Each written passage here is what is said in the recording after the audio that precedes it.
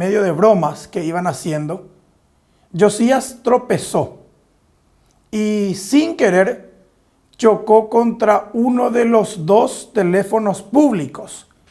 Y que por eso merecía morir, que por eso le disparó, porque era un patotero y un niño sin futuro. Cobarde, irracional e inesperadamente, Leoncio Piatti efectuó un disparo. Y a quemarropa le dispara atrás, acá más o menos de la oreja le dispara a Josías.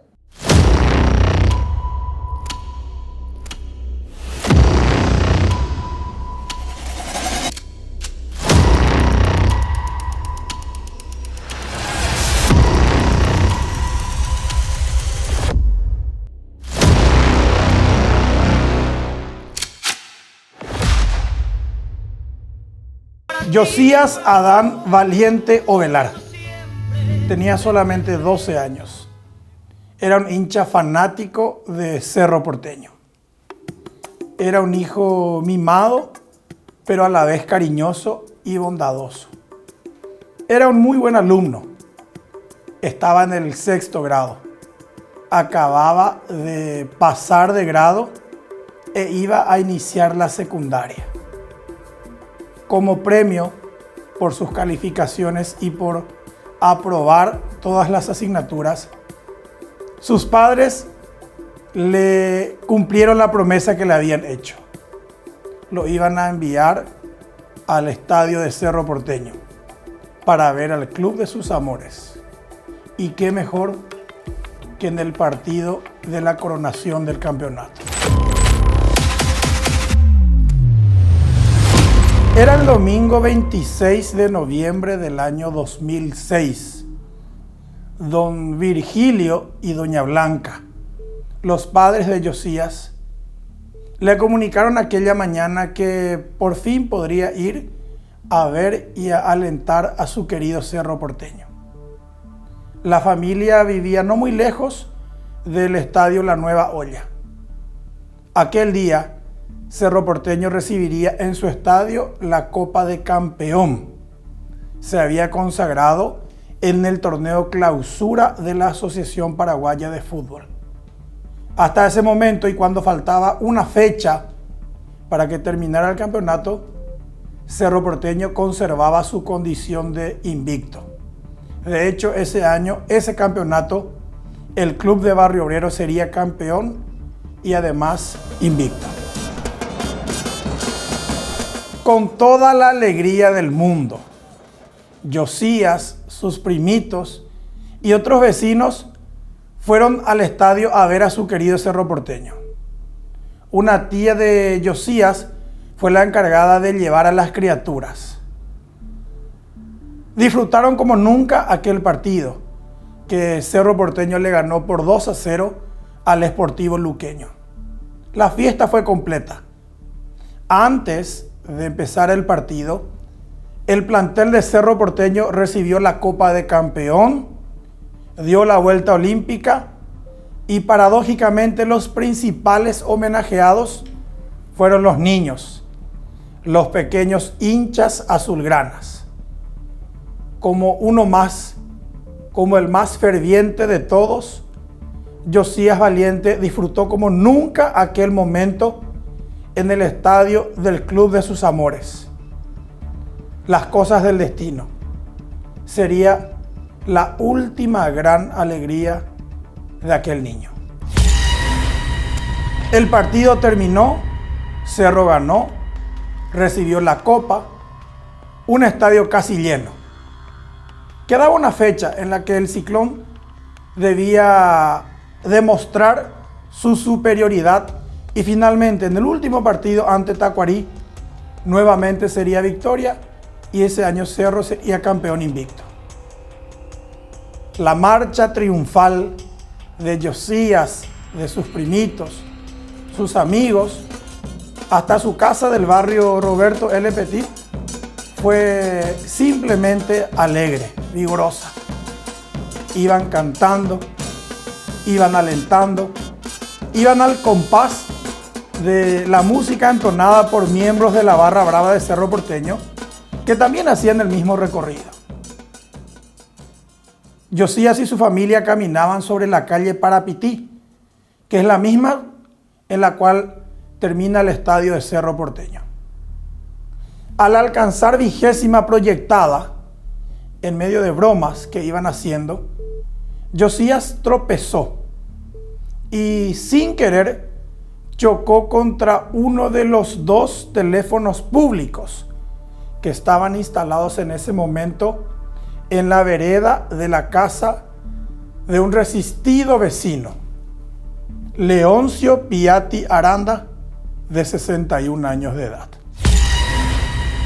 Pero para describir la conducta desarrollada por aquel iracundo vecino, Leoncio Piatti, primero debemos revisar sus orígenes. ¿Quién era Piatti? ¿De quién se trataba? Leoncio Piatti Aranda vivía solo en una casa muy grande situada en la esquina de 20ª proyectada y Parapití. Siempre tuvo muchos problemas con su vecino. Era solitario, así como prepotente. Su casa más bien parecía una fortaleza. Los vecinos siempre lo acusaron de ser un loco. El diario ABC Color llegó a publicar en su momento lo que fue llamado La Foja de Leoncio Piatti, que describía que de la mano de altos funcionarios del gobierno, específicamente del Ministerio del Interior, Leoncio Piatti logró acceder a distintas esferas de la sociedad. Pasó un tiempo en la Argentina, específicamente en Formosa, donde fue acusado de cometer una estafa contra una cooperativa de aguas en 1991. Dijo haber sido diputado de una provincia de la Argentina. Trabajó como miembro de la Comisión de Deportes de la cooperativa universitaria. Fue precandidato a senador por un sector interno del partido Encuentro Nacional en las elecciones del año 1998. Aseguró haber sido la única persona que encontró restos óseos de víctimas de la dictadura. Fue organizador de la Expo Niño del año 2000. Se desempeñó como coordinador del Foro Ciudadano. Intervino como corredor de maratón. Fue miembro de la Comisión Nacional de Seguridad Ciudadana, de la que coincidentemente fue expulsado poco antes del crimen que cometería. Fue uno de los más activos llamadores a radioemisoras y canales de televisión. Acompañó de cerca al ministro del Interior de la época, Rogelio Benítez, en distintas actividades. Intervino en proyectos de seguridad en la comuna de San Antonio. Se atribuyó la representación de la CIA y de la DEA en Paraguay y aseguró ser el contacto del presidente de Estados Unidos de la época, George W. Bush.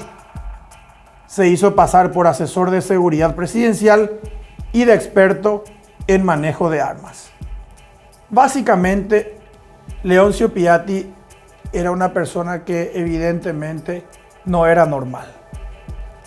Su domicilio había sido reforzado con sistemas de seguridad aparentemente innecesarios, como por ejemplo en la entrada había mandado levantar una especie de pilar de concreto, porque aseguraba que si el enemigo atropellaba su casa hasta con un carro blindado, no iban a poder acceder a él. Prácticamente no utilizaba la energía eléctrica habitual. Se manejaba con tubos de fluorescente portátiles. Economizaba en todo lo que podía. Era un acumulador compulsivo. Su casa estaba llena de objetos aparentemente inservibles, pero que él decía formaban parte de su colección. Le gustaba tener armas o réplicas. Colgaba en las paredes fotos de personajes famosos y deliraba con que él se las tomó o que ese personaje famoso era su amigo. por poco y no decía que era un espía del gobierno de Norteamérica. Leoncio Piatti básicamente no estaba bien. Era el 26 de noviembre de 2006. Ya había oscurecido. Cerro Porteño había recibido la Copa de Campeón de manera anticipada. Ese año el Ciclón terminaría el torneo invicto.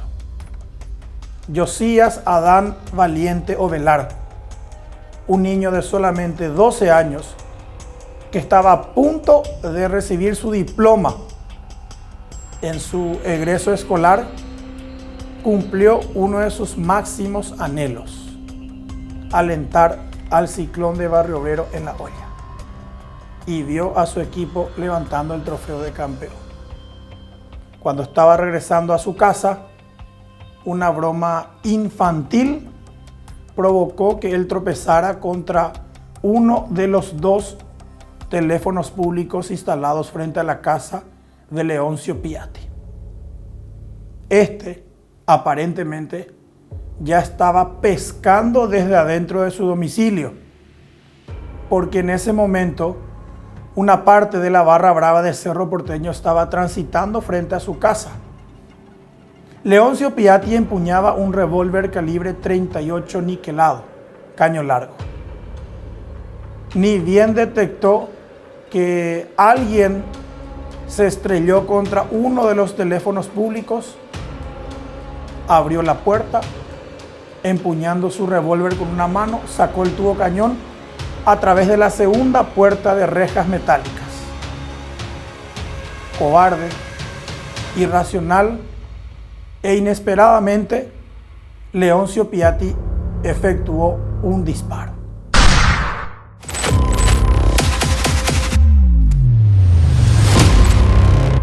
Ese balazo lamentablemente impactó contra el niño Josías Valiente, quien cayó llorando y pidiendo socorro. Sus primos, sus amigos y la tía que lo acompañaban cayeron a un estado de shock. No podían entender lo que estaba pasando. Mientras el niño prácticamente agonizaba en el suelo, empezó a juntarse una turba frente a la casa. Intentaba sacar a Leoncio Piatti. Este, en medio de la confusión también, se animó a salir brevemente y aún con el revólver en la mano, intentó destruir el tubo de uno de los teléfonos públicos.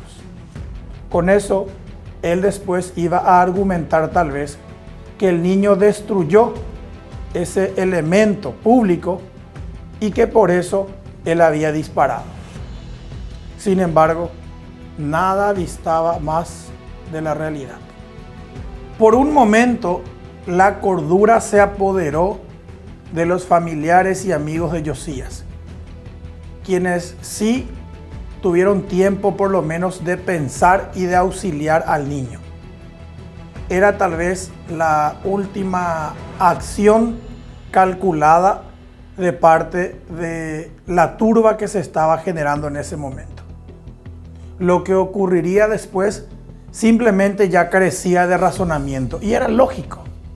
Un vecino completamente irracional acababa de disparar en la cabeza a una criatura con el pretexto de que había tocado un teléfono público instalado frente a su domicilio. Simplemente no había justificación. Al verse inminentemente acorralado, Leoncio Piatti reingresó a su casa. Cerró la puerta metálica, luego la puerta de madera y se encerró en la sala que él llamaba su búnker. A partir de ahí, y en cuestión de minutos, todo el público de Cerro Porteño, todos los miembros de la Barra Brava que aún se encontraban festejando en las inmediaciones del estadio, se enteraron de lo sucedido y coparon la zona de la casa de Leoncio Piatti. El domicilio fue rodeado. Los policías que empezaban a llegar rápidamente se veían rebasados. Aquella turba en un momento simplemente fue incontrolable. El ataque inició con cascotazos. Luego siguieron disparos con incluso armas de fuego.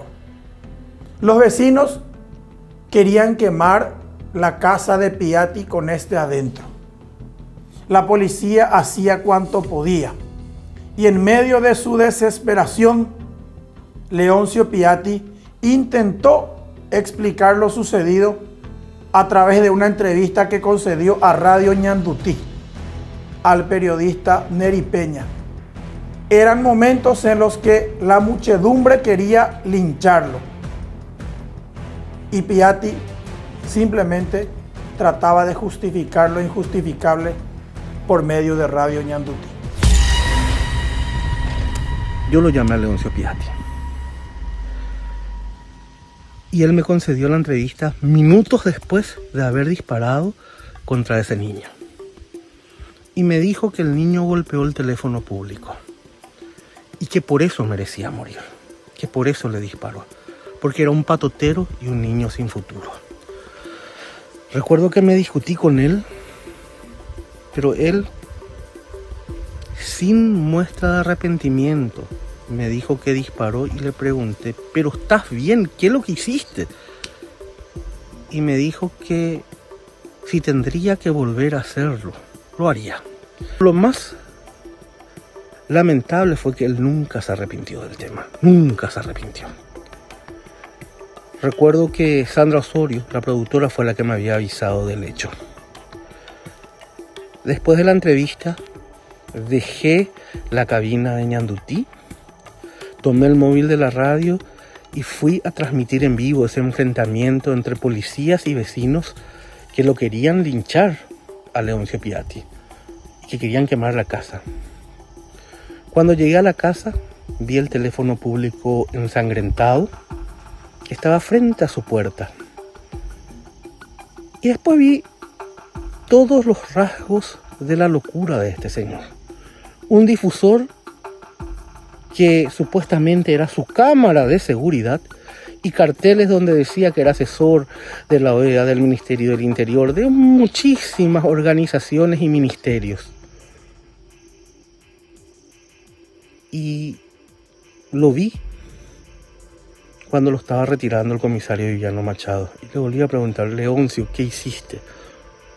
Justicia. El por entonces joven fiscal Francisco Ayala estaba de turno aquel domingo. Él estaba atendiendo un caso de un robo cuando el propio Leoncio Piatti le llamó a su celular. Había sido Piatti, estaba adentro ya tan asustado y desesperado que llamó a la fiscalía pidiendo socorro. En mesa de entrada le dijeron que el fiscal de turno era Francisco Ayala y le facilitaron el número de teléfono del agente.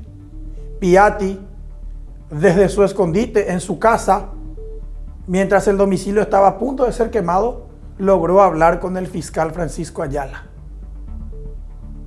Después, también ya se unió al procedimiento el que en aquel momento era el jefe del sistema 911 de la policía, el comisario principal Viviano Machado Orihuela, quien 2 años después llegaría a ser comandante de la Policía Nacional. Pero había un problema. ¿Cómo iban a llegar el comisario y el fiscal hasta Leoncio Piatti si la zona parecía ser un campo de guerra? El lugar estaba completamente tomado. Nadie podía acercarse a Piatti.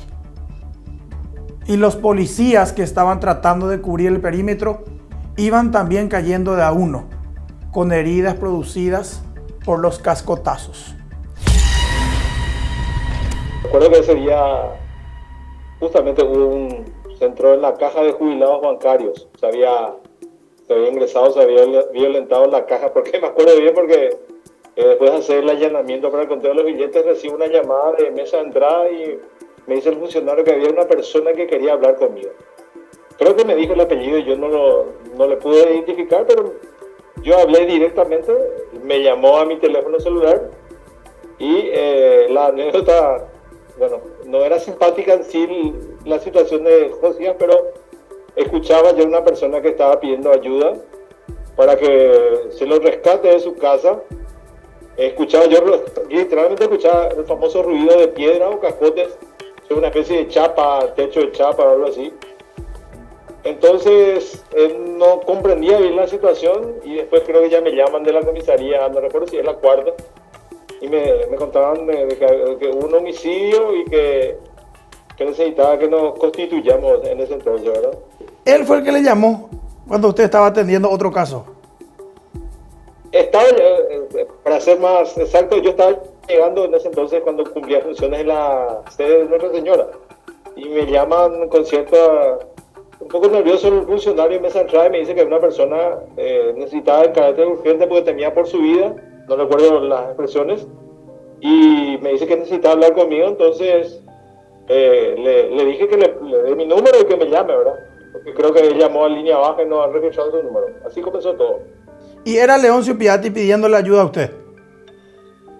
Sí, al fiscal de turno, y también de que había pasado algo, creo que dio algunas excusas y no recuerdo bien, pero sí que él temía por su vida y que necesitaba creo que se iba a entregar e iba a explicar lo que pasó. Así fue a grandes rasgos.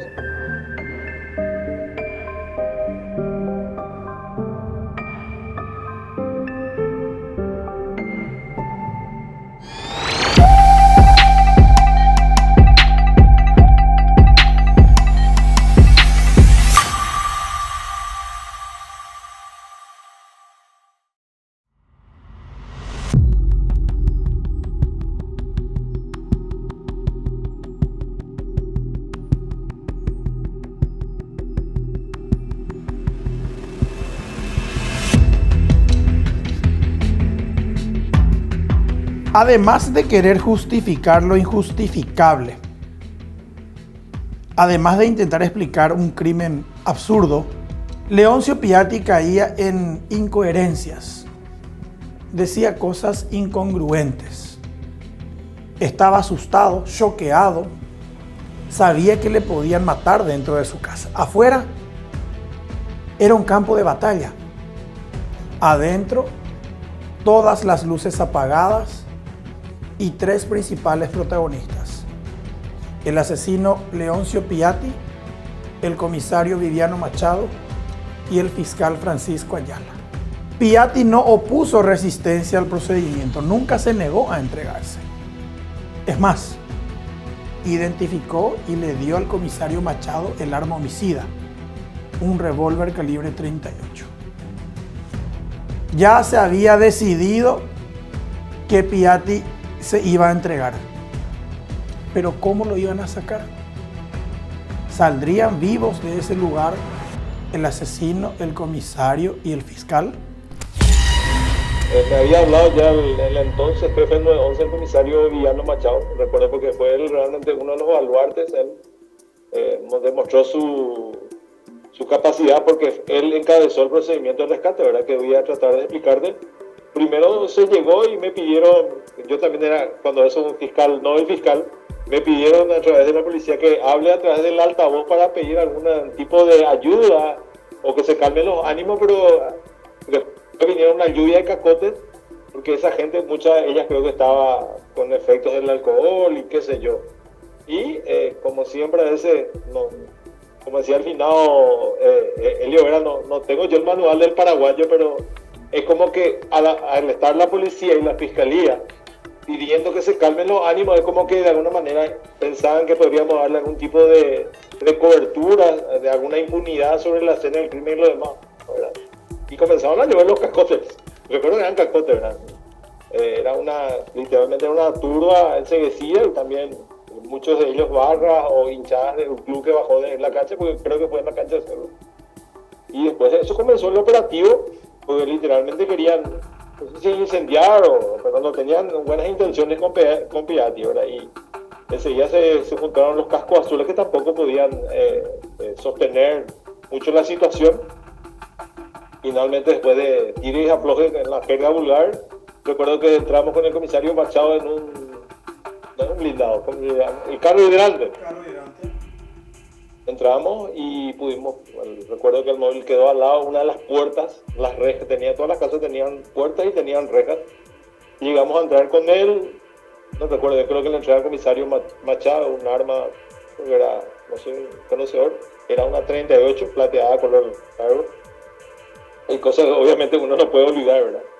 Y él estaba asustado, temía por su vida, y el comisario Machado con todo el profesionalismo, y nosotros le hablamos que fuimos ahí para poder rescatarlo, y que lo que en su momento nunca me voy a olvidar es que decía yo, cuando traté de calmar a la gente, le había dicho a través del altavoz de la policía de que no estábamos buscando darle ningún tipo de cobertura de impunidad, sino simplemente que él tenía que salir ileso de eso, y que después obviamente someterse a la investigación fiscal, policial y judicial, ¿verdad? Realmente la policía actuó con mucho profesionalismo. ¿Por qué? Porque la gente que estaba ahí no entendía razones, ni de que lo que queríamos hacer es solamente darle seguridad a la persona. Cualquier fiscal lo haría, no porque sea sospechado de algo, ¿verdad?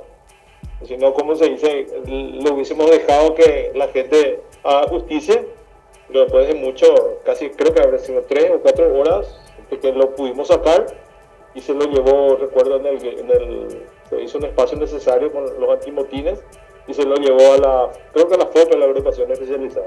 Un carro hidrante de la policía que estaba asignado a la agrupación especializada sufrió la furia de los manifestantes.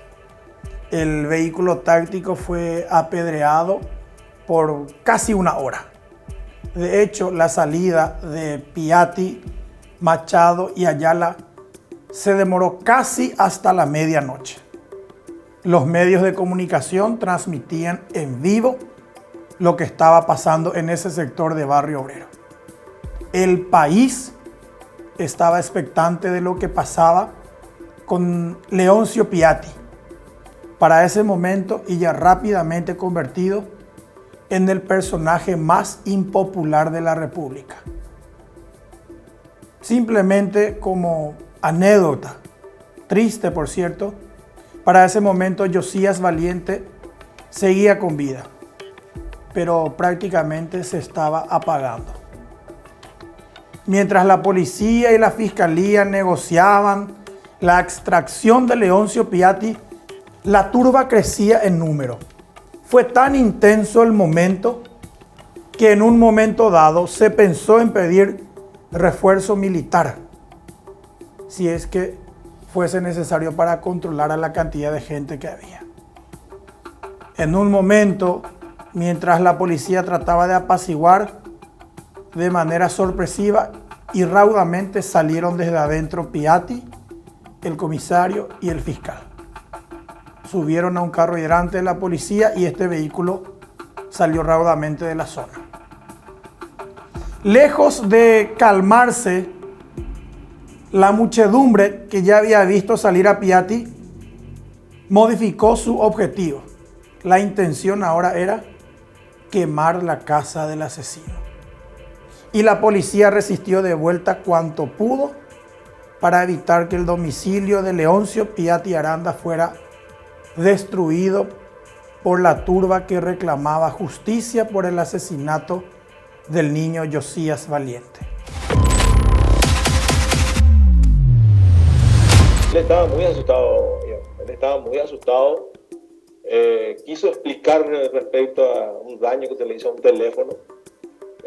Realmente era muy confuso lo que él quiso decir, pero que como que siempre fue víctima de hechos punibles, de maleantes y de personas que estaban cansados, y pidió, él no lo dijo de manera precisa, pero sí de que él se notaba que estaba muy asustado, porque se escuchaban los gritos. También creo que hubo explosiones así de gases, de que el techo de su casa era de chapa y se escuchaban los impactos, los ruidos, piedras. Creo que algunas de los accesos de su local tenían una especie de cortina metálica, como esos negocios, ¿verdad? Y había mucho ruido, había mucho barullo ahí, no era precisamente por el festejo de ese campeonato, sino contra la persona de Piatti, ¿verdad? Leoncio Piatti fue llevado esa misma noche Primero a la agrupación especializada. Y como ese cuartel policial también pudo haber sido atropellado por la cantidad de gente debido a la proximidad, se decidió finalmente que lo llevaran a la comisaría primera de Asunción, con asiento en el barrio Sajonia. Piatti amaneció en un calabozo. Seguía diciendo palabras incoherentes, frases incompletas. Evidentemente no estaba lúcido. Al día siguiente, Leoncio Piatti aceptó recibir a la prensa en el calabozo e hizo declaraciones fantásticas, como sacadas de una película, absurdas e irracionales.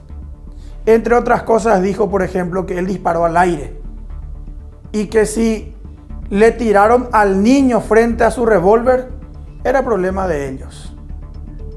Cada declaración que Piatti daba enojaba más a la población que seguía de cerca el caso. En ningún momento él pidió perdón, en ningún momento denotó un arrepentimiento sincero. Justificó, dijo que siempre le destruían su teléfono y cosas como eso. No me dio una explicación coherente. Recuerdo justamente que creo que Tomé tenía una foto donde yo fui a hablar y insistían con bueno, eso creo que pasó. De que yo de alguna manera quería blanquearle en el término vulgar a Piatti, ¿verdad? Pero creo que fuimos con el médico forense a revisarlo porque también, como te digo, creo que se salvó de, como mínimo, comer unos cacotazos en su momento cuando se lo rescató de su vivienda, ¿verdad? El 28 de noviembre, 2 días después del infanticidio, miles de cerristas despidieron a Josías Valiente, quien fue enterrado en el cementerio del Sur, en Barrio Obrero, en Asunción. El reclamo era unánime: justicia para Josías, castigo para Piatti. En simultáneo, mientras el niño era despedido en el Campo Santo, Leoncio Piatti pasaba a ser un interno más de la Penitenciaría Nacional de Tacumbú, donde también tuvieron que aislarlo por unos días debido a que recibía amenazas de muerte, principalmente de reos que formaban parte de la barra brava de Cerro Porteño. Por casi 3 días, la casa de Leoncio Piatti permaneció bajo ataque. La policía no podía descuidar el lugar un segundo. Cada vez que la guardia se relajaba, los vecinos contraatacaban con intenciones de quemar el domicilio. A las 72 horas siguientes del homicidio, los abogados Alejandro Nissen, Ricardo Latasa y Valentín Insaurralde, en representación de la familia de Josías, presentaron una querella criminal adhesiva contra Leoncio Piatti, quien para ese momento ya estaba imputado por el fiscal Francisco Ayala, aunque este solamente estaba interinando a su colega, el ahora ya fallecido Javier Ibarra, quien después quedaría como titular de la causa. 4 días después de la muerte de Josías, el dolor y el sufrimiento se vivieron de nuevo como aquel domingo 26 de noviembre. En un acto cargado de emociones, los padres de Josías participaron del evento de colación de los compañeros del chico. En un acto simbólico, el lugar que debía estar destinado a Josías fue dejado vacío, como un mensaje de paz. Dejaron rosas y globos blancos en el lugar. Josías debía egresar ese día con sus compañeritos. Debía haber sido proclamado oficialmente como alumno del 7º grado. Sin embargo, su vida fue truncada por un demente. Durante la primera semana de Leoncio Piatti en la Penitenciaría Nacional de Tacumbú, la estrategia defensiva de este era clara. Iba a apelar a un supuesto problema mental para tratar de que lo exoneraran de un reproche penal. A través de un defensor público, Piatti solicitó que le hicieran un examen psiquiátrico, tras el cual seguramente él podría alegar que no estaba en uso de sus facultades mentales en el momento en el que mató al niño. De ser así, le podrían haber dejado impune. Aunque corrían los rumores, Leoncio Piatti nunca se mezcló con la población penal común. Él siempre fue mantenido en un sector especial, pero debido a que su propia vida corría riesgo. Algunas versiones un tanto alteradas llegaron a oídos de los familiares de Josías, quienes casi todos los días se manifestaban frente a Tacumbú, exigiendo que no se le dieran privilegios a Leoncio Piatti dentro de la cárcel. Efectivamente, este era un reo más. Cuando estaba por vencer el plazo para que la fiscalía presentara la acusación, Leoncio Piatti compareció en el Poder Judicial. Fue el 3 de abril del año 2007. Luego, brindó declaraciones a la prensa mientras permanecía esposado y con fuerte custodia. Lo que diría a los medios de comunicación Piatti reviviría el dolor de la familia. Jamás le jugué a una persona. Yo hice el tiro al aire. Y si le tiraron como una almohada encima mío, ese es problema de él. Yo tiré el tiro al aire. Me reafirmo como dije desde un primer instante, dijo Piatti en los medios de comunicación, a cuyos periodistas también exigía objetividad, reclamando que, por ejemplo, no hicieran una tragedia de lo ocurrido. Piatti también intentó justificar su acción diciendo que él simplemente estaba protegiendo los bienes públicos, en referencia al teléfono público instalado frente a su domicilio y que supuestamente fue saboteado por el niño que terminaría muerto. Las manifestaciones contra Piatti eran constantes. Frente a la cárcel, frente a la policía, frente a la fiscalía, en cualquier lugar. Todo era válido para que el reclamo se escuchara.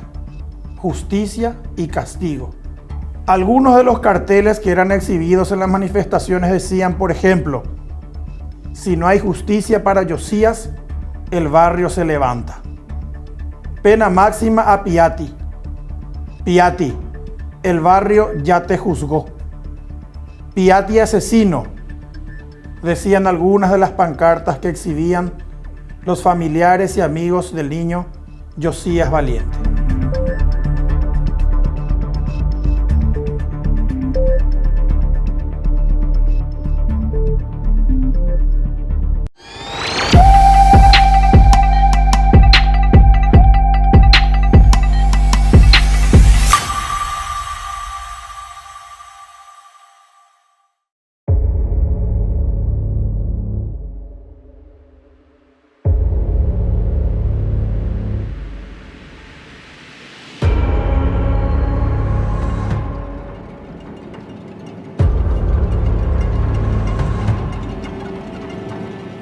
Diez meses después de la muerte del pequeño Josías Valiente, la fiscala María Teresa Aguirre, quien en ese momento estaba al frente de la investigación, finalmente presentó acusación contra Leoncio Piatti. El Ministerio Público pedía que el político y llamador de medios de comunicación fuera juzgado por un tribunal de sentencia. Desde un principio, las pretensiones de la Fiscalía eran claras. Pena máxima. Iban a pedir 25 años por Piatti. La suerte del infanticida parecía estar echada.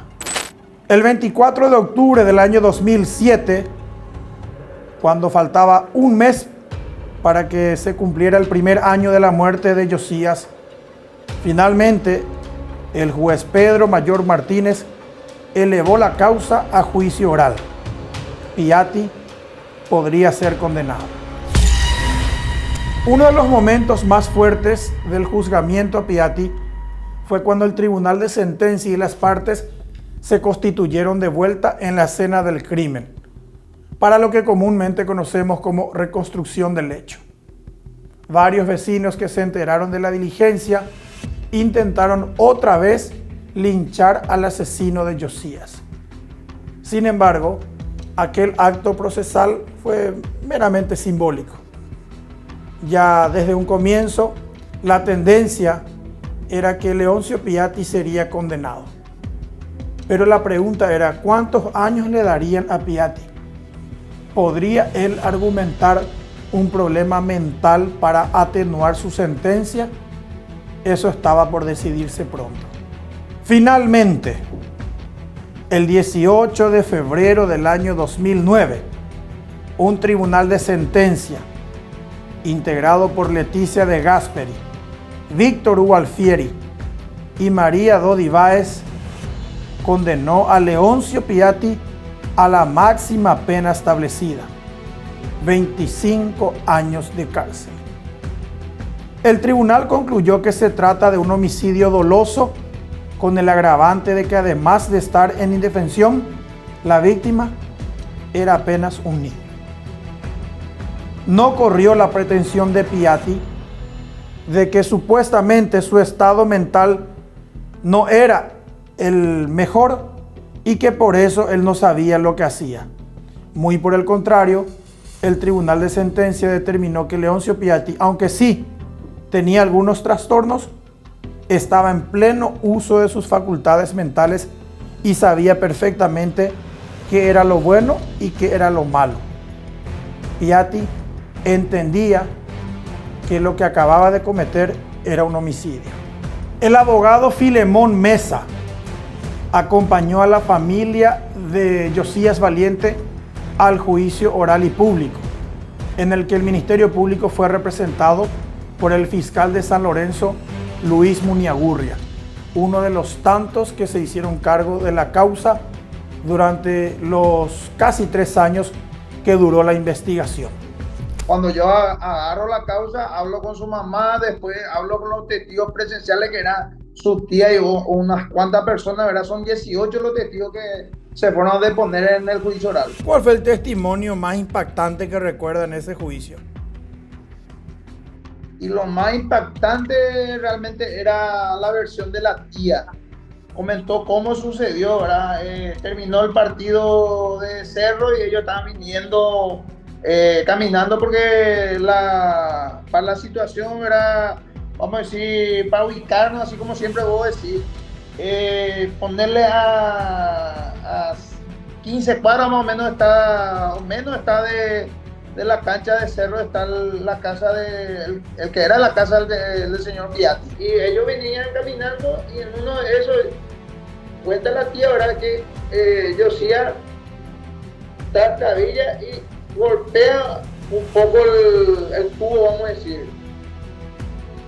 Y venía caminando y en ese lanzo que hace el señor Piatti, estaba ahí cerca, abre la puerta y la puerta, había una puerta todavía de reja. Y de la reja saca su mano con una pistola, ¿verdad? Un revólver era. Y a quemarropa le dispara atrás, acá más o menos de la oreja le dispara a Josías. Y ahí cae en el suelo, sin mirar palabras, sin mediar palabras, nada. Y el señor Piatti, sin ir a verificar, porque estaba todavía en el suelo, así, vamos a decir, ensangrentado, pero con vida todavía, él no se va a mirarle a la víctima, ni mucho menos para tratar de auxiliarle. ¿Qué hace él? Se va a donde están las cabinas telefónicas y empieza a zarandear y a descomponer vamos a decir, el aparato teléfono público. Exactamente. Y ese fue lo más impactante. ¿Por qué? Porque Josías jamás sabía, jamás supo que se le iba a matar. ¿Por qué? Porque no hubo ni una advertencia, nada por medio. Sí, ¿verdad? En forma totalmente, vamos a decir, inesperado, realiza este señor este disparo y posteriormente le mata, ¿verdad? Jamás él se arrepintió.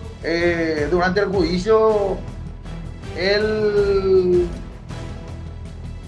O sea que la defensa de él, no me acuerdo, parece que era una defensora pública, siempre trataba de ir por el lado del artículo 23 del Código Penal, que él sufría de demencia, ¿verdad? Y de que él prácticamente no sabía lo que hacía. Y más o menos ese sistema utilizaron ellos en el juicio oral todo el trayecto. Porque era una persona muy inteligente, conocía bien lo que él hizo o sea, era una persona capaz de entender cuál es lo bueno y cuál es lo malo, cuál es lo lícito y lo ilícito.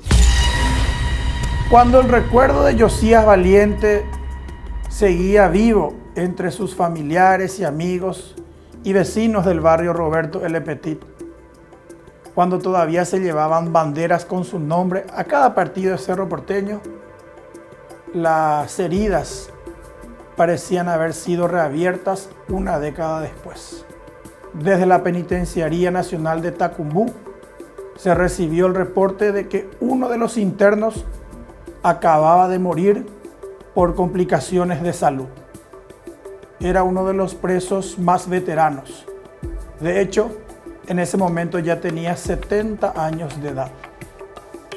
Iba por el 10º año de su condena de 25 años. Se trataba nada menos que de Leoncio Piatti Aranda, el asesino de Josías Valiente. Piatti, con una salud ya muy deteriorada a consecuencia de complicaciones propias de la edad y de su situación de reclusión, murió en el año 2016, con lo que se cerró definitivamente un capítulo triste en la historia de la sociedad paraguaya. Un asesinato cobarde, irracional, absurdo e inexplicable. El crimen perpetrado por una persona que parecía tener delirios de persecución, una persona que evidentemente no estaba en pleno uso de sus facultades mentales, pero que también recibía la complacencia de las autoridades de turno, con las que se codeaba prácticamente a diario. Así, con la muerte de Leoncio Piatti, finalmente el crimen de Josías Valiente se cerró definitivamente. Josías Adán Valiente Ovelar, en paz descanse.